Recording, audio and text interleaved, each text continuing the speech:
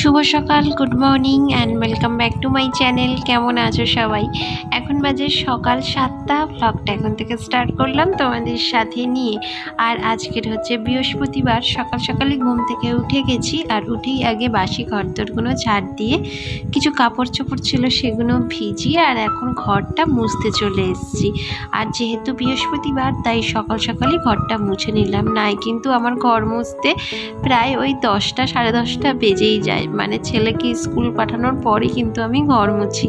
কিন্তু বৃহস্পতিবার বলে আজকে সকাল সকালই ঘরটা মুছে নিচ্ছি। তো যাই হোক, অনেক কাজকর্ম আছে, সব কিছুই তোমাদের সাথে একটু একটু করে শেয়ার করব। তোমরা পুরো ভিডিওটা দেখতে থাকো। আই হোপ আজকের ভিডিওটা তোমাদের ভালো লাগবে। বন্ধুরা, তোমাদের ভিডিওগুলো কি বোরিং লাগছে? তোমরা কিন্তু এখন ভিডিওতে সেভাবে আর কমেন্ট করছো না, কেন জানি না। হয়তো তোমাদের ভিডিও ভালো লাগছে না সেই কারণে। তো আমি তো 4টে দেয়ালের মধ্যে ভিডিও বানাই, তো প্রতিদিন হয়তো একই রকমের ভিডিও তোমাদের সাথে শেয়ার করে ফেলি, মানে করে ফেলি না, করি। কিন্তু কি যে নিত্য নতুন ভিডিও তোমাদের আপলোড দেব, তোমরা একটু কমেন্ট করে জানিও তো যে তোমরা কি ধরনের ভিডিও দেখতে চাও, তাহলে আমি চেষ্টা করব সেই ধরনের ভিডিও দেবার। আর কি বলবো, যেহেতু ডেলি ব্লগের চ্যানেল তাই একরকম ভিডিওই হয়ে যায় জানো তো। প্রতিদিন তো আর ক্লিনিংয়ের ভিডিও দেখাতে পারি না। আসলে এত ক্লিনিং যদি করি তাহলে আমার নিজেরই ঠান্ডা লেগে যাবে। আর আমার না একটু ডাস্ট অ্যালার্জিও আছে জানো তো, মানে ধুলোবালি থেকে আমার অ্যালার্জি আছে। তাই জন্য আমার ঘর দেখবে সবসময় নিট অ্যান্ড ক্লিন থাকে, মানে কোথাও একটু ডাস্ট পাবে না, কারণ আমি সবসময় পরিষ্কার করে রাখি। হ্যাঁ, হয়তো ভিডিওর মাধ্যমে তোমাদের দেখাতে পারি না, আবার কোনো কোনো সময় শেয়ারও করি।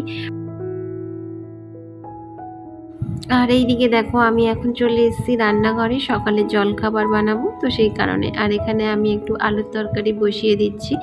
ছেলেও স্কুল যাবে আর ওর বাবাও একটু বেরোবে, তো সেই কারণেই তাড়াহুড়ো করে জলখাবারটা করা। আর এখন ঘড়ির কাঁটায় সকাল 8টার মতো বাজে। 1 ঘন্টার মধ্যে কিন্তু আমি অনেকগুলো কাজই করে নিয়েছি। হ্যাঁ, হয়তো ছোট ছোট করে স্কিপ করে করে তোমাদের দেখাচ্ছি। তো তোমরা হয়তো ভাবতেই পারো যে 1 ঘন্টার মধ্যে এমন কি করলাম, কিন্তু না, অনেক কাজই করে নিয়েছি গো। তো সব কিছু শেয়ার করতে আর পারিনি। আর এই যে দেখো, এখন রুটিটাও বানিয়ে নিচ্ছি। আর মানে এখন যা গরম পড়েছে, সকাল সকাল কাজ না করলে না, বেলার দিকে কাজ করতে গেলে একদম হিমশিম খেতে লাগে জানো তো। বেশি না, সকাল 11টার পর থেকেই রান্নাঘরে ঢোকা মানে ভীষণই দুষ্কর। তো যাই হোক, এখানে দেখো তোমাদের সাথে গল্প করতে করতে আমি এক এক করে রুটিগুলো তাওয়ার উপর ভেজে নিচ্ছি। হ্যাঁ, অনেকে দেখেছি যে গ্যাসের ওপর কি সুন্দরভাবে সেঁকে, কিন্তু আমি সেভাবে রুটি না একদম পারি না জানো তো, মানে আমার ভয় লাগে ওইভাবে সেঁকতে। তো সেই কারণে এইভাবে তাওয়ার ওপর মানে রুটি সেঁকে নিই। আর বেশ ফোলে জানো তো, বেশ ভালোই হয়, মানে খারাপ যে হয় সেটা না। তো এইখানে একটা জিনিস তোমাদের দেখাই, আকাশের অবস্থা। মানে সকাল থেকে আকাশের অবস্থা কিন্তু আজকে ভীষণ খারাপ। আকাশের মুখ একদম ভার হয়ে রয়েছে, যে কোনো মুহূর্তে বৃষ্টি বা ঝড় আসতে পারে। আর খুব দরকারও ছিল জানো তো, কারণ যে পরিমাণে গরম পড়েছে, তো একটু ঝড় বৃষ্টি না হলে ওয়েদারটা না একদমই ঠান্ডা হবে না। আর এখানে দেখো, আমি স্নান টান সেরে একেবারে চলে এসেছি ঠাকুর ঘরে, ঠাকুরকে পুজো দেবো বলে। আজকের ঠাকুর ঘরে আমার অনেকটা সময় কাটবে, কারণ যেহেতু বৃহস্পতিবার অনেক কাজই আছে ঠাকুর ঘরে। তো এক এক করে একটু একটু না, একটু একটু করে তোমাদের সাথে শেয়ার করছি। আর ইতিমধ্যে আমি ছেলেকে স্কুলও পাঠিয়ে দিয়েছি। ঘরে টুকিটাকি যাবতীয় যা কাজকর্ম ছিল, যেমন রুটি করেছিলাম, গ্যাসটা নোংরা ছিল তো সেগুলো মোছামুছি করে, বাসনপত্র ধুয়ে, কিছু কাপড় জামা কেচে ধুয়ে মেলে তারপরে কিন্তু ঠাকুর ঘরে এসেছি স্নান টান সেরে। তো চলো, তোমরা পুরো ভিডিওটা দেখতে থাকো। আই হোপ আজকের ভিডিওটা তোমাদের ভালো লাগবে।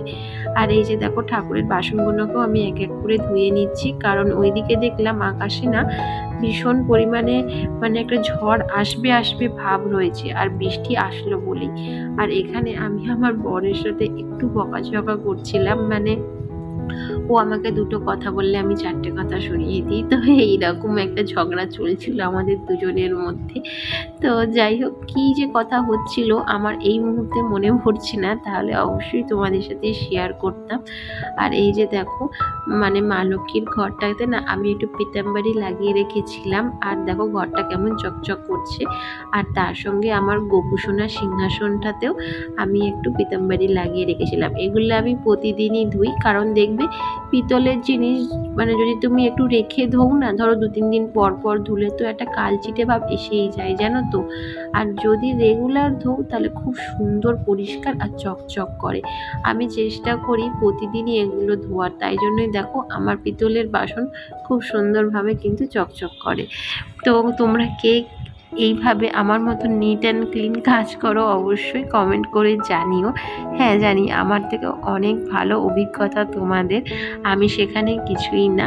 তো যাই হোক, এখন দেখো মা লক্ষ্মীর ঘরটাতে আমি একটু মানে কি বলবো স্বস্তিক চিহ্ন এঁকে নিলাম, আর ওইদিকে আমি গোপু সোনাকেও স্নান টান করিয়ে একেবারে সিংহাসনে বসিয়ে দিচ্ছি।